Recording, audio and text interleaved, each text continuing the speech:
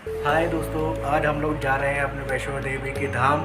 जो हम वहाँ से अपना पहला ब्लॉग स्टार्ट करेंगे। घर से रेडी हो गए हैं सब लोग और सब लोग तैयार हो चुके हैं और बस हम कुछ ही देर में अपने घर से निकलने वाले हैं। तो हम लोग मिलते रहेंगे, आपको सारी जानकारी देते रहेंगे और बताते रहेंगे क्या क्या चीज़ हमने देखी, क्या क्या एंजॉय किया, कैसा कैसा हमारा एक्सपीरियंस रहा। ठीक है, बाय। बाय दोस्तों। जोर से बोलो, जय माता दी। दोस्तों अब हम आ चुके हैं रेलवे स्टेशन पे और अभी ट्रेन आने में काफी टाइम है, तो हम लोगों ने सोचा थोड़ी मस्ती कर लेते हैं। हम लोग मस्ती कर ही रहे थे। यहाँ पे इतनी ज्यादा भीड़ हो रखी थी स्टेशन पे कि कुछ कहने की। तभी सामने से देखा कि हमारी ट्रेन आ गई, अमरनाथ एक्सप्रेस, जिसमें हमारा रिजर्वेशन करा हुआ था। क्योंकि रात में बहुत ज्यादा टाइम हो गया था, इसलिए हम लोग अपनी अपनी सीट पे आके लेट गए थे, सो गए थे, क्योंकि पैसेंजर्स को दिक्कत ना हो, कोई भी परेशान ना हो। इसलिए हमने डायरेक्टली सुबह का वीडियो यही शूट किया है।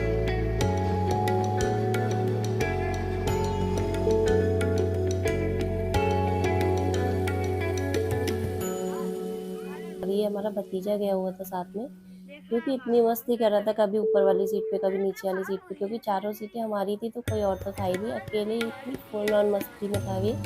इसको पता ही नहीं था, इसकी वीडियो शूट कर ली हम लोगों ने। शैतानी पे शैतानी किए जा रहा था, किए जा रहा था, बट इसको पता ही नहीं है कि हमने वेट करते करते हमने सोचा लाओ देखते बाहर जाके कितना, अभी कितनी दूर तक है हमारा स्टेशन रह।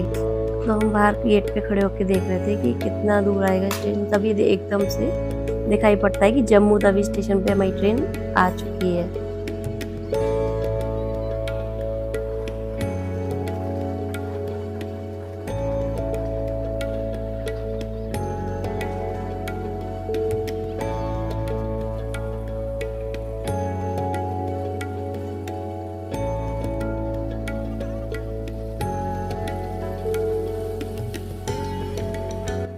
अब हम लोग कटरा स्टेशन पर आ चुके हैं और सामने माता वैष्णो देवी का भवन दिखाई पड़ रहा है और ये कटरा का स्टेशन है। यहाँ का मौसम तो बहुत ही अच्छा हो रहा है और यहाँ देखिए कितनी ज़्यादा भीड़ है। ये हम लोग आ चुके हैं आगे और पीछे पापा मम्मी लोग आ रहे हैं। पापा मम्मी लोग भी आ रहे हैं और आगे आगे हम लोग भी हैं। सभी लोग हम लोग एक साथ में जा रहे थे, क्योंकि यहाँ पे इतनी ज़्यादा भीड़ थी और यहाँ पे आने के बाद मोबाइल की नेटवर्क भी काम ही नहीं कर रहे थे।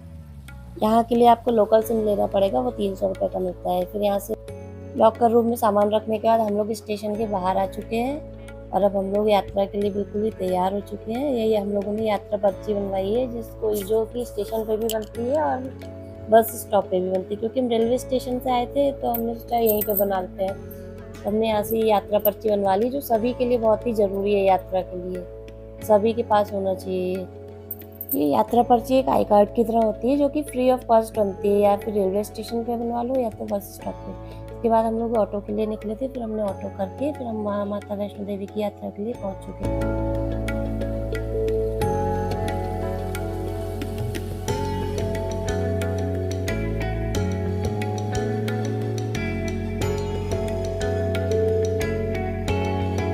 तो ये हमारे जो सामने दिख रहा है फ्रेस्किंग पॉइंट है। यहाँ पे चेकिंग होती है हम लोगों की सामान वामान की, और इसके बाद लेडीज़ की अलग लाइन लगती है, जेंट्स की अलग। चेकिंग के बाद में लेडीज़ लोग जो होती हैं बाहर आराम से वेट कर सकती हैं अपने साथ वालों का। उसके बाद हम लोगों ने वेट किया, फिर ये लोग हम लोगों को मिल गए थे, हमारे फैमिली वाले सभी लोग। फिर उसके बाद से हम लोगों ने यहाँ से अपनी जो यात्रा थी ना, उसको प्रारंभ किया था। ये आगे दिलीप जी, ये पीछे हम लोग चल रहे हैं और आगे पीछे पीछे मम्मी लोग, सब लोग साथ में ही हैं। अभी तो हम लोग साथ में चलते चलते, क्योंकि बहुत ही ज़्यादा भीड़ थी और वहाँ पे मोबाइल भी काम नहीं कर रहा था, इसलिए हम लोग सभी लोग साथ में, इसलिए हम लोग सभी साथ में थे ताकि इधर उधर ना।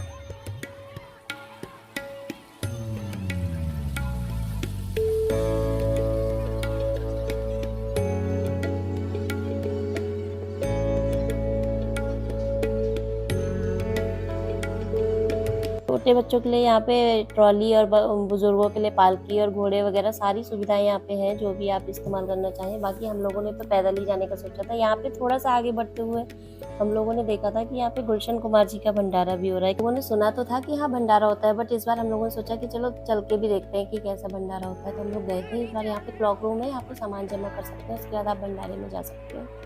तो क्योंकि हमने क्लॉक रूम में सामान जमा नहीं कराया था, तो हमारे पापा जी वहाँ रुक गए थे। बाकी हम लोग गए थे अंदर भंडारे में, तो काफ़ी अच्छा इंतजाम था। कम से कम एक बार में 100 से 150 लोग एक बार में खा के उठ रहे थे। बाकी काफ़ी बड़ा हॉल था और बहुत ही अच्छे तरीके से इंतजाम था। ये गुलशन कुमार जी का फोटो भी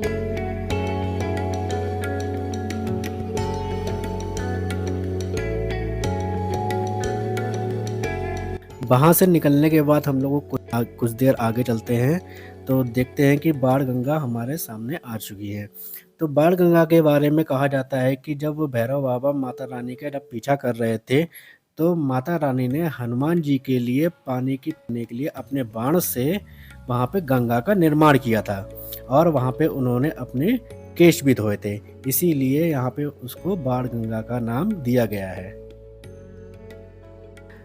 आगे बढ़ते हुए जा रहे थे और माता रानी का जयकारा लगाते हुए बहुत ही अच्छा महसूस हो रहा था कि माता रानी के दर्शन होंगे हम लोग को आगे। खूब उत्साह से हम लोग आगे बढ़ रहे थे। जय माता दी।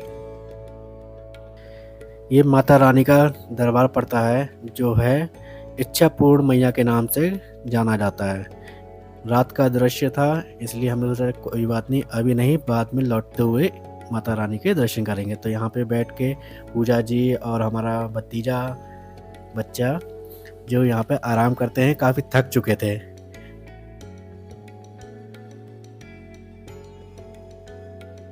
यह मंदिर जो देख रहे हैं आप, ये चरण पादुका के नाम से जाना जाता है। जब भैरव बाबा माता रानी का पीछा कर रहे थे तो माता रानी ने यहाँ पर रुक कर पीछे मुड़कर देखा था कि भैरव बाबा पीछे आ रहे हैं कि नहीं आ रहे हैं।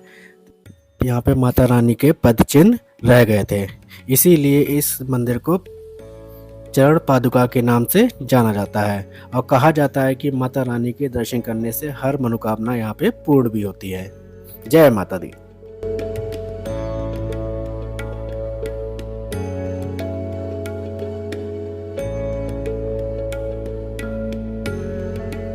यहाँ पे हम लोगों ने सीढ़ियों का रास्ता चुना था, जो कि बाद में पता चला काफ़ी खतरनाक ही था, क्योंकि बहुत ज़्यादा थक चुके थे हम लोग यहाँ पे चढ़ते चढ़ते। बाद में पता चला कि 271 सीढ़ियों का रास्ता हम लोगों ने चुन लिया था। फिर हम लोग जाते जाते रास्ते में यहाँ पे बैठ गए थे। बहुत ज़्यादा थक गई थी मैं, क्योंकि ऐसा लग रहा था कि कहाँ से आ गए। इससे अच्छा तो प्लेन ही रोड ठीक था हमारे लिए। यहाँ पे हम लोग फोटो वोटो शूट करा रहे थे। ये नीचे का व्यू तो इतना ही सुंदर लग रहा था, यहाँ से स्टेशन वगैरह सब दिख रहा था। पूरा कटरा इतना जगमगा रहा था, बहुत ही अच्छा लग रहा था यहाँ पे। आगे और वहाँ से नीचे से हम लोग चढ़ते हुए अभी तक यहाँ तक पहुँच पाए हैं। अभी काफी ऊपर जाना है हमें। कहाँ पे है अभी तो बहुत चरण पादुका के ऊपर और अर्धकुमारी के बीच में हम लोग पहुँच चुके हैं। अभी बहुत कठिन चढ़ाई है। इनकी सांस फूल गई है पूजा जी की। अमित जी में काफ़ी जोश है, स्टेमिना है, आगे आगे दौड़ रहे हैं। और श्रेयांश में भी काफ़ी जोश है, बहुत ही स्ट्रांग बॉय है। मगर इनकी हालत बहुत पस्त हो चुकी है। रुक रुक के बीचों पे सारी सीढ़ियों पे चढ़ चढ़ के आ रही हैं और साथ में हमें भी रुकना पड़ रहा है। चलिए आगे मिलते रहेंगे और सारी लाइव अपडेट देते रहेंगे। भवन के मार्ग में काफ़ी सारी व्यवस्थाएं की गई हैं। यहाँ पे भोजनालय भी काफ़ी जगह मिल जाएंगे, पानी की व्यवस्था वगैरह भी की गई हैं। ये जो हिमकोटी का रास्ता हम लोगों ने चयन किया है, यहाँ पे 2 रास्ते दिए गए थे। वैसे एक रास्ता दिया गया है अर्धकुमारी होते हुए, जहाँ पे घोड़े पे बैठकर आप भवन तक जा सकते हैं। और एक रास्ता जिस पे हम चल रहे हैं ये है हिमकोटी मार्ग। हिमकोटी मार्ग बहुत सिंपल और प्लेन रास्ता है। इस पे आपको घोड़े की बैठकर जाने की व्यवस्था नहीं दी गई है। इसमें आप पालकी द्वारा जा सकते हैं और पैदल यात्रा कर सकते हैं। यहाँ पे देखिए पहला चेक पॉइंट यहाँ पे आ चुका है। यहाँ पे आपको कई सारे चेक पॉइंट मिल सकते हैं। पहला चेक पॉइंट आने पे हम लोगों ने यहाँ पे अपना सारा सामान चेक कराया था। उसके बाद हम लोग आगे बढ़ते हुए चल रहे थे धीरे धीरे, क्योंकि बहुत ही ज़्यादा थक चुके थे। फिर भी ये था क्योंकि हम लोग भगवान के काफ़ी नज़दीक पहुँच चुके थे, तो हम लोग चलते हुए माता रानी के जयकारे लगाते हुए आगे बढ़ते ही जा रहे थे। जोश एकदम पता नहीं कहाँ से इतना जोश आ रहा था, क्योंकि बिल्कुल ही नहीं चलते थे। रात के 2 बज गए हैं। रात के 2 बजे हुए हैं और हम लोग चढ़ाई कर रहे हैं खूब हर्षो उल्लास के साथ चढ़ाई करते हुए, बिना थके लगातार चढ़ाई की जा रही है। सुबह के दर्शन करने हैं, मेन बात सुबह के दर्शन करना बहुत ही अच्छा माना जाता है, इसलिए सुबह के दर्शन हम लोगों का प्रण है। ये हम लोग पहुंच चुके हैं जहाँ पे हमें नहाना धोना है, और ये प्रसाद के लिए लंबी लाइन लगी हुई है। यहाँ पे प्रसाद खरीद सकते हैं और यहाँ पे काफ़ी भीड़ है, और यहाँ पे आगे हम लोग नहाएंगे। इसलिए ऊपर नीचे तो काफ़ी भरा हुआ था, तो हम लोग 3rd फ्लोर पे जाके रुके थे। वहाँ पे लेडीज़ का अलग था नहाने का और जेंट्स का अलग था। और क्या कहते हैं, कोई भी यहाँ पे पैसे वैसे नहीं जाते हैं। उसके बाद नहाने के बाद हम यहाँ पे आ गए हैं। यहाँ पे काफ़ी लंबी लाइन लगी हुई है। पहले हम लोगों ने अपना सामान जमा करवाया था, उसके बाद में यहाँ पे जो लाइन लगी हुई है काफ़ी। देख सकते हैं यहाँ पर बहुत दूर से लाइन लगती हुई चली आ रही है, वैसे ही आगे तक जाएगी। जेंट्स की और लेडीज़ की अलग अलग हो जाएगी। यहाँ पे आगे जाके चेक इन हो रही है। यहाँ पे mobile camera, smart watch, earphone, stationery, medicine, belt, shoes, leather, plastic item सब कुछ बना है यहाँ पे ले जाना। कुछ भी अंदर नहीं ले जाया जाएगा, सिर्फ और सिर्फ आप जाएंगे अंदर। यहाँ से एंट्री हो जाएगी, ये पथ है। मोबाइल ले जाना वहाँ पे मना था, इसलिए मैंने आपको वहाँ के दर्शन कराए नहीं, क्योंकि वहाँ पे मोबाइल ले जा नहीं सकते थे। हम लोगों ने सुबह 5 बजे दर्शन कर लिए थे, वापस हम लोग 6 बजे तक आ चुके थे और यहाँ पे धूप भी निकल आई है, लेकिन काफ़ी ठंड हो रखी है वहाँ पे इस टाइम भी। ये सभी अपने आप को पैक कर रखा है, कान वान में बहुत ठंड लग रही थी और लाइन में ही लगे हुए हैं भैरव बाबा के मंदिर में जाने के लिए रोपवे से। काफ़ी सुंदर दृश्य है, पहाड़ों के बीच में माता रानी ने अपना जो दरबार सजाया है, बहुत ही सुंदर लगता है। रात में तो इसमें इतनी ज़्यादा लाइटिंग वाइटिंग होती है कि बहुत ही सुंदर दिखाई पड़ता है बिल्कुल। और ये पहाड़ों पे धूप, बहुत अच्छा नज़ारा है यहाँ का, बहुत ही सुंदर नज़ारा है। अब हम लोगों ने यहाँ पर लाइन लगा ली है, भैरव बाबा के दर्शन करने के लिए जा रहे हैं उड़न खटोले के मार्ग से। देखिए भक्तगण यहाँ पे कितने सारे लोग हैं यहाँ पे जो लाइन लगा चुके हैं। आगे आगे आप जाएंगे, देखेंगे कैसे कैसे वहाँ पे टिकट मिलेगा। ये एक रास्ता जो जा रहा है, ये टिकट काउंटर के लिए ऊपर है। ऊपर जाकर राइट में आपको मुड़ना है और सामने देखेंगे कि कितने सारे लोग लाइन में लगे हुए हैं। यहाँ पे 3 व्यवस्थाएं दी गई हैं काउंटर के लिए, 3 काउंटर बनाए गए हैं, 1 2 3, और एक लास्ट में ऑनलाइन के लिए भी यहाँ पे व्यवस्था की गई है। आप ऑनलाइन टिकट कराइए और दर्शन करिए डायरेक्ट। ये जो रोपवे का ट्रॉली का जो किराया है, जो बहुत ही कम यहाँ पे रखा गया है। 100 रुपये में आप एक ट्रॉली से नीचे से ऊपर जा सकते हैं और उसी 100 रुपये में आप वापस भी नीचे आएंगे। बहुत ही कम किराया यहाँ पे रखा गया है उड़न खटोले का।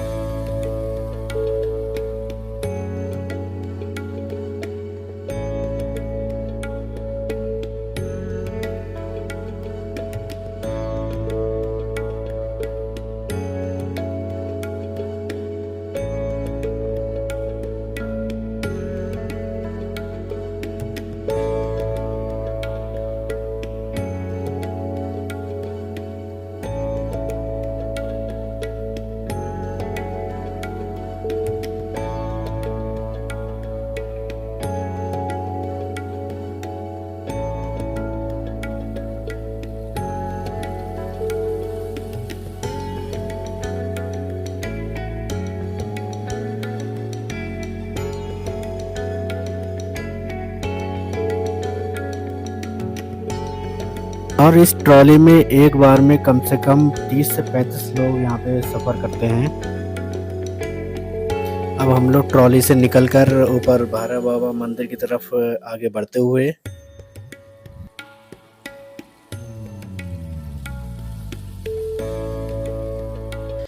यहाँ पर भैरव बाबा का लंगर हमेशा पूरे साल चलता रहता है और यहाँ पे भक्तगण अपना दर्शन करने के बाद यहाँ पर लंगर का प्रसाद ग्रहण करते हैं।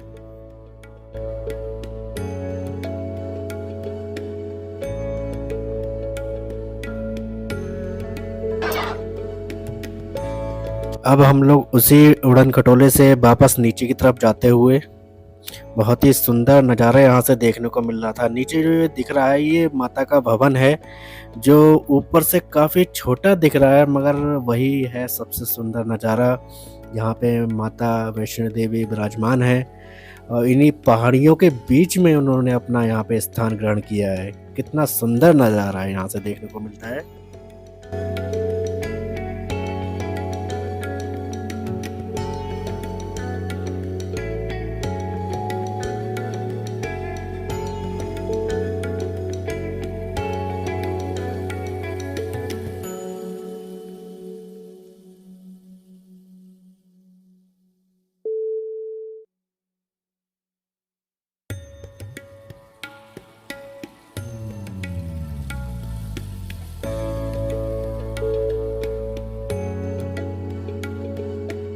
अब हम लोग ऊपर भवन से माता रानी के दर्शन करके नीचे लौट रहे हैं। और नीचे लौटने में बिल्कुल भी कठिनाई नहीं होती है, आराम से नीचे चलते जाओ, दौड़ते जाओ, कोई परेशानी नहीं हो रही थी। काफ़ी लोग चल रहे थे, आराम से जा रहे थे। मत चढ़ाई में बहुत ज़्यादा कठिनाई हो रही थी, पैर दर्द कर रहे थे।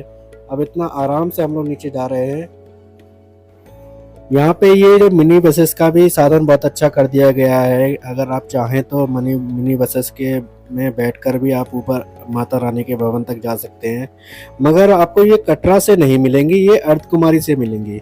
अर्धकुमारी से माता रानी के भवन तक ही चलती हैं ये सिर्फ, और वो भी दिन में ही चलती हैं, रात में नहीं चलती हैं ये। अगर कोई व्यक्ति ज़्यादा थक जाता है नीचे कटरा से अर्धकुमारी तक आते आते, तो ये मिनी बसेस में बैठकर वो माता रानी के भवन तक जा सकता है। और इसका कोई ज़्यादा किराया भी नहीं है, 350 रुपये पर पर्सन है। तो आप इसमें बैठ के इसका आनंद उठा सकते हैं, लुत्फ ले सकते हैं। मगर हम लोगों ने तो भैया अपना पैदल यात्रा ही प्रेफर करी है। अब हम लोग माता अर्धकुमारी भवन तक आ चुके हैं वापस, और हमसे यहाँ पे ये गलती हो गई थी कि हम लोगों ने मतलब टिकट वहाँ यहाँ से जाते टाइम बुक कराना चाहिए था, क्योंकि यहाँ पे 48 घंटे बाद नंबर आता है। अब यहाँ पे बुक करा रहे हैं तो वो बोल रहे हैं 48 घंटे बाद नंबर आएगा, इसलिए यहाँ पे हम लोगों को दर्शन नहीं हो पाएंगे इस बार। अब कभी नेक्स्ट टाइम आएंगे तो ध्यान रखेंगे। अगर आप लोग भी आए तो यहाँ से जाते टाइम ही रास्ते में बुक करा लीजिएगा, अर्धकुमारी होते हुए जाइएगा, ताकि अपना नंबर लगा सकें यहाँ पे दर्शन के लिए। लौटते टाइम आएंगे तो आपको फिर एक दिन का गैप करना पड़ेगा, इसलिए यहाँ पे रुके नहीं थे हम लोग, बस ऐसे ही दर्शन करके बाहर आ गए थे। क्योंकि वहाँ पे अंदर जो गुफा है ना, वहाँ पे दर्शन हो ही नहीं सकते थे, वहाँ के लिए 48 घंटे का वेट करना था, जो कि हम नहीं रुक सकते थे, हमारी ट्रेन थी इसलिए। तो यहाँ पर हम आपको बाण गंगा के दर्शन कराएंगे, क्योंकि जब हम गए थे तो काफ़ी रात हो चुकी थी, इसलिए हम अंदर आए नहीं थे। ये देखिए बाण गंगा है, और यहाँ पे बच्चे नहा रहे हैं, सभी लोग नहा धो रहे हैं अपना। यहाँ पे हम लोग क्योंकि दर्शन करने आए थे सिर्फ, तो हम लोगों ने हाथ में धोया था, बाकी नहा धो के हम ऊपर से ही आए थे। काफ़ी लेट भी हो रहा था हमें, इसलिए हम लोगों ने सिर्फ हाथ में धो के दर्शन करके माता रानी को स्पर्श करके यहाँ से हम लोग निकल गए थे।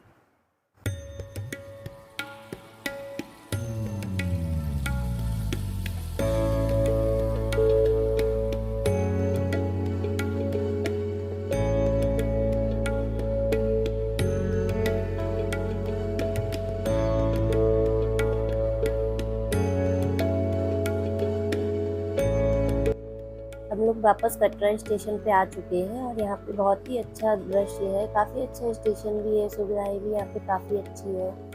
और ये माता रानी का भवन, वहाँ पे लाइटिंग वाइटिंग हो रखी है, काफ़ी अच्छा लग रहा है पीछे का दृश्य। तो हम लोगों ने सोचा यहाँ पे थोड़ा सा बैठते हैं, अच्छा लग रहा था। वैसे तो वापस जाना ही है, तो हमारे पास थोड़ा सा टाइम था, तो हम लोग यहाँ पे बैठे हुए थे, फ़ोटो वोटो क्लिक करवा रहे थे। और यहाँ पे फ्लैग भी लगा रखा है इंडिया का, काफ़ी अच्छा लगता है जब कहीं पे इंडिया का फ्लैग दिखाई पड़ता है। और ये देखिए पूरा स्टेशन है, ये रेल कैफ़े बना रखा है ट्रेन के डिब्बे में, और ये मस्ती कर रहे हैं बच्चे। और ये देखिए कितना सुंदर लग रहा है, यहाँ पे पूरा भवन दिखाई पड़ रहा है, बहुत ही अच्छा लग रहा है। अब हम लोग ट्रेन में बैठ चुके हैं कटरा से जम्मू के लिए, और काफ़ी अच्छे अच्छे नज़ारे देखने को आपको मिलेंगे, जो कि हम लोग यहाँ पे दिखाएंगे। हमारी यात्रा सफल रही माता वैष्णो देवी धाम की, और आप सभी भी आराम से इसी तरीके से यात्रा कर सकते हैं। जय माता दी। अब हम लोग जम्मू तवी के स्टेशन पर पहुंच चुके हैं, और हमारी ट्रेन भी आ चुकी है। कुछ ही देर में हम अपनी कोच की तरफ बढ़ रहे हैं, और सीट पे पहुंच जाएंगे। सीट को हम जल्दी से ढूंढते हैं कहां पर है हमारी। रात भर हमने ट्रेन में आराम किया। अब हमारा स्टेशन भी आने वाला है, बरेली जंक्शन। प्लेटफॉर्म पर हम पहुंचने वाले हैं कुछ ही देर में। सामान हमने कलेक्ट करके बाहर की तरफ निकाल लिया है, और हमारा बरेली जंक्शन का जो प्लेटफॉर्म है वो कुछ ही देर में सामने आ रहा है। देखिए आ गया है, और हम लोग प्लेटफॉर्म पर उतरने वाले हैं। जय माता दी। दोस्तों, हम लोग अपना वैष्णो देवी धाम की यात्रा पूरी करते हुए वापस अपने घर की तरफ लौट चुके हैं। अब वापस अपने घर जा रहे हैं, और नेक्स्ट ब्लॉग में जल्दी ही हम लोग सब लोग वापस मिलेंगे। इंतजार करिएगा। बहुत ही बढ़िया रही, मज़ा आया, बहुत सारा मज़ा आया, बहुत बढ़िया। नेक्स्ट ब्लॉग में हम जल्दी आपसे मिलेंगे, और ढेर सारा प्यार आप सबके लिए। धन्यवाद।